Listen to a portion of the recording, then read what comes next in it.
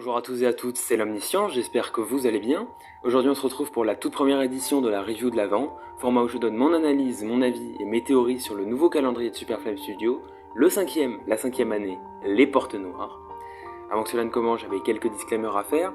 Tout d'abord, n'hésitez pas à aller me suivre sur Twitter, où chaque soir vers 19h je poste mon avis sur le chapitre du jour dans un format thread, un avis que vous pourrez retrouver 1h30 plus tard sur YouTube, sous le nom de la review de l'Avent, mais en version shorts. Et d'ailleurs, la version short n'est qu'un copier-coller de Twitter, donc n'hésitez pas à aller voir l'original. En plus, il y a des petites exclus. Ensuite, cette vidéo va évidemment spoil les 3 premiers chapitres, donc je vous recommande d'aller les écouter avant de voir cette vidéo. Ils sont disponibles gratuitement sur la chaîne YouTube de Superflame Studio, et bien que cette vidéo sorte le dimanche à 14h, je n'évoquerai pas l'épisode d'aujourd'hui. Pour ça, il faudra attendre la prochaine review. Et puis pour finir, je vous remercie une nouvelle fois pour les 100 abonnés. J'ai déjà eu l'occasion à de nombreuses reprises de m'exprimer là-dessus ces derniers temps, donc je ne vais pas en mettre une couche, mais c'est énorme. Merci à vous de me faire vivre un rêve. Sur ce, trêve de blablatage et entrons dans le vif du sujet. Entre Bennett et la DPA, un suicide dans le commissariat et la réapparition du cauchemar marmottané, bienvenue dans cette vidéo review de notre calendrier à nous. Bienvenue dans la review de l'Avent.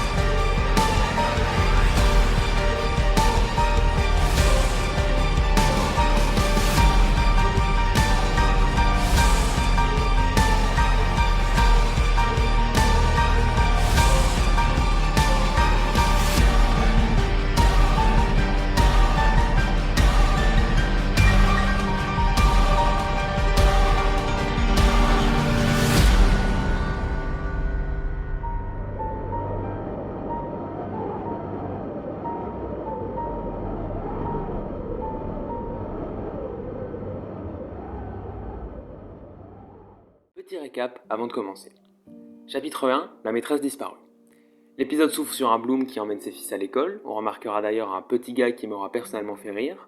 Suite à ça, il découvrira les soldats de la DPA devant le collège de Léo, avant d'aller interroger la directrice de l'école primaire de Valentin sur la disparition d'une jeune maîtresse. Il embauchera ensuite au commissariat où il arrivera en retard pour une réunion protocolaire, réunion ayant pour but de préparer l'arrivée du mois de décembre convenablement dans la ville. La réunion se déroulera en présence de Funk et Tassier, ainsi que Bennett et Alias. Alors que cette dernière prenait fin, un coup de feu se fit entendre dans le commissariat, ce qui clôt ce premier chapitre. Chapitre 2, panique au commissariat. Naturellement, les policiers se rendent tous dans le hall pour savoir de quoi il en retourne. Ils verront là un corps sans vie et un crâne perforé d'une balle, ce corps suicidé étant celui de la maîtresse disparue. Alors que Tassier souhaitait appeler le légiste, Alias s'interposa et prit la tête de cette opération en faisant venir une fourgonnette de la DPA. Tout ça ne manquera pas de mettre en colère Bloom et Tassier qui se sentent délaissés dans leur fonction. La fourgonnette embarquera également Bennett et Alias vers le camp de base de la DPA, installé les années précédentes, qui avait subi de gros travaux afin de devenir un QG à part entière de la DPA. Dans ce QG se trouvera un dôme contenant la porte de l'année précédente, relié à tout un tas d'appareils électroniques. Il s'avère que cette porte, lorsque touchée, entraîne la personne l'ayant manipulée dans un sorte d'endroit sombre, infini et vide de toute chose. Dans cet espace, on peut entendre une voix qui demande à ce qu'on lui rende quelque chose, et ce, après avoir sorti des horreurs sur la personne l'ayant touchée. Bennett fera les frais de cette expérience et suite à ça, décidera d'aller boire un coup pour se détendre. Le suicide de sa femme ayant été mentionné, cela le bouleversera beaucoup. Le chapitre se clôture sur ça. Chapitre 3, une disparition inquiétante. Alors que Bennett se rend au vieux fournil, il y fera la rencontre de Funk et Bloom. Le dernier étant assez froid avec le dos qui bat, n'attend effectivement en travers de la gorge le peu de communication de sa part ainsi que de la DPA. Mais ils auront à peine le temps d'en discuter que Bloom sera informé par sa femme que Léo, son fils, est introuvable. Alors, l'équipe composée de Bennett, Bloom, Funk et Tassier partirent à la recherche du fils près de son collège. Ils découvrirent dans une ruelle qui est empreinte pour rentrer chez lui son téléphone dans la neige. Quelques minutes plus tard, après avoir craqué le téléphone grâce à des agents de la DPA missionnés pour, tout le monde fera une horrible découverte, celle d'une photo laissant apparaître une forme dans un blizzard intense, celle d'un Yundra. Alors qu'est-ce que j'ai pensé de ce début de calendrier ? Eh bien je le trouve incroyable. Il y a beaucoup de choses à dire, alors tâchons d'aborder point par point les éléments qui me font dire qu'on assiste à un grand, si ce n'est le plus grand calendrier. Voici mon analyse. La résilience. Cette année, et après 5 ans de malheur, les policiers, les habitants et la DPA ne sont ni surpris, ni apeurés de découvrir de nouveaux drames, aussi bien fût-ce la mort de la maîtresse ou la disparition de Léo. Les deux sont certes tragiques, et celle de Léo est extrêmement préoccupante, mais d'un autre côté, ils s'y attendaient. Pas à ça, mais ils s'attendaient à ce que quelque chose se passe dans le village. Et d'ailleurs, la matinale de Vinzier, Cassandra Darmin et Tassier, ainsi que le plan de surveillance de la ville, accompagné de l'établissement d'une réelle base de la DPA, laisse peu de doute sur ce fait. Ça, plus les retrouvailles des personnages, forment un vent de fraîcheur dans l'intrigue qui fait plaisir. Effectivement, et jusqu'alors, nous avions été habitués à des retrouvailles joyeuses, une équipe qui avance main dans la main et amie. Et cette année, ce n'est pas le cas. Bennett revient, mais ce n'est pas la même joie, alias pareil. Au fond, des deux côtés, les hommes savent que s'ils se rencontrent en cette période, c'est que ça ne présage rien de bon pour leur mois de Noël. Et ça, pour moi, ce sera un des nerfs de cette histoire. La scission entre la DPA et la police. Je pense que la police de Marmottin, bien que moins renseignée, moins puissante et moins efficace que la DPA, n'hésitera pas à mener son enquête pour enfin faire bouger les choses. Je pense que Bloom se lasse de voir chaque année des drames et veut cette fois-ci en finir une bonne fois pour toutes avec l'aide de Bennett, ou non, avec l'aide de la DPA, ou non. Et je pense que ce sera une des branches de cette histoire qui nous ramène d'ailleurs aux sources du premier calendrier, une enquête policière. Un autre élément qui apporte beaucoup de grain à ce calendrier, c'est le mystère. La bande-annonce est d'ores et déjà trompeuse, les mots de regret d'Andrew prononcés au début du teaser comme triste et choqué sont en réalité prononcés avec un ton normal dans l'épisode 2. Et pourtant, on sait aussi que tout ce qui se déroule dans la bande-annonce se déroulera dans le récit. Et c'est très intriguant, car à l'heure actuelle, je n'arrive pas à faire le lien entre le suicide de la maîtresse, la porte, la disparition de Léo, le Yundra, Boglov, Contumace, Talion, Cornelius et Camélia. Je ne vois vraiment pas comment toutes ces intrigues peuvent se lier entre elles, et ça me procure une hype de dingue de découvrir l'épisode chaque jour et de voir comment Superflame imbrique son scénario. Une autre chose qui est bien dans ce calendrier, c'est qu'à l'exception d'une ou deux fois, et toujours via Bloom, Superflame ne réintroduit plus son univers. Il a changé sa façon de faire, je pense qu'il le sait, les abonnés Tellington sont déjà au fait, et ceux qui suivent sur YouTube, au vu du changement de chaîne, sont des vues investies qui ont au moins vu tous les anciens calendriers. Et ça se ressent dans la narration. Superflame a très bien géré jusqu'alors, ce qu'il faut nous montrer et ce qu'il faut nous cacher, les épisodes sont courts mais intenses, tous ont un point A et un point B, et surtout, on est toujours au 1er décembre. Alors je sais que ça en gêne certains qui préféraient avancer au jour le jour, mais personnellement, je préfère le fait que l'histoire prenne son temps, et que Superflame n'ait pas à faire des épisodes ou très longs, du style 30 minutes, bien que ça ne me dérangerait pas, ou alors faire des choix dans le scénario pour tout caser dans le même temps. Non, là il peut raconter tout ce qu'il veut, tout en gardant la maîtrise, et j'adore ça. Et puis pour finir, la présence d'Antonov et Burroughs dans l'épisode 2 donne un peu plus de crédit à la créature des champs, qui pourrait donc se passer après le calendrier. Maintenant cette partie analyse faite, passons à mon avis. Comme dit plus tôt, je trouve que tous les éléments cités donnent 3 premiers épisodes magistrales. Je n'ai quasi rien à reprocher aux épisodes, si ce n'est Bloom qui paraît un peu faux parfois lorsqu'il s'agit de réintroduire des éléments, mais ce n'est qu'un petit problème. Et c'est rare que je n'ai rien à redire sur des grosses productions Superflame Studios ces derniers temps. J'avais reproché à la première partie d'Andron Negadia de manquer d'enjeu et de réalisme, et j'avais eu beaucoup de mal avec la 5ème porte. Cette fois-ci, j'ai retrouvé une hype monumentale et je suis tout à fait conquis. On peut remercier Superflame pour le scénario qui jusqu'alors tient la route, la narration qui en fait de même, et le jeu d'acteur qui a assez peu. Mais on peut et on doit aussi citer le travail gargantuesque de l'ingénieur son, Gaël Barbance, qui, et je crois que nous serons tous d'accord, donne une profondeur à la forme jamais égalée. J'ai l'impression d'être là, avec eux, à Marmottin.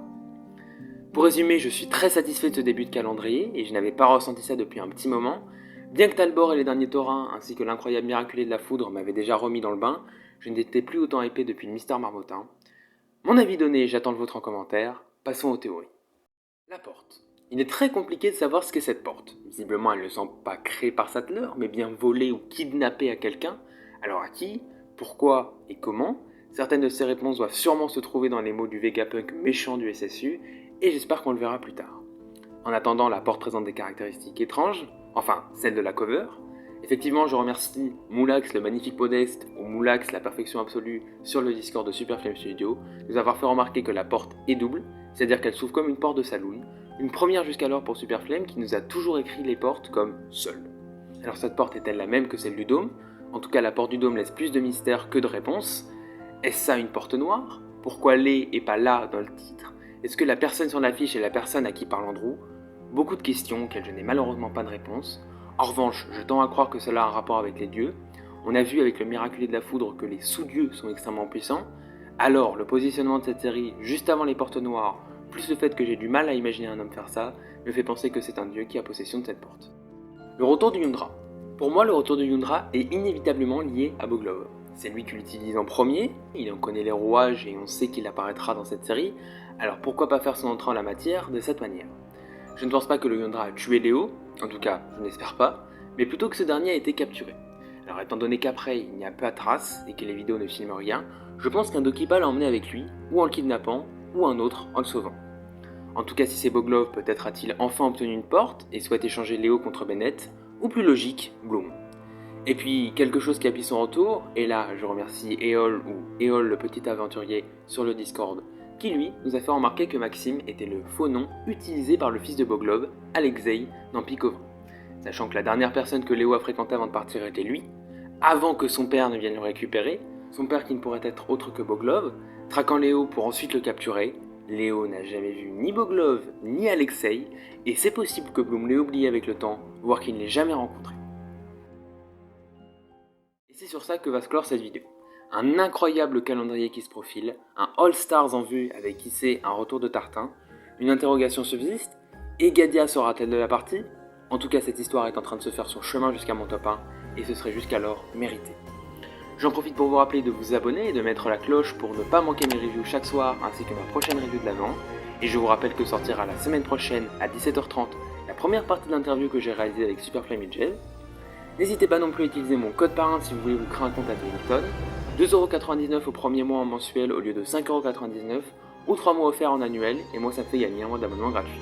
Le lien en description et en commentaire épinglé et ce jusqu'au 25 décembre. Sur ce, j'ai fini de vous embêter, je vous souhaite une agréable journée et je vous donne rendez-vous tout à l'heure pour la review de l'épisode 4 du calendrier de cette année, les portes noires.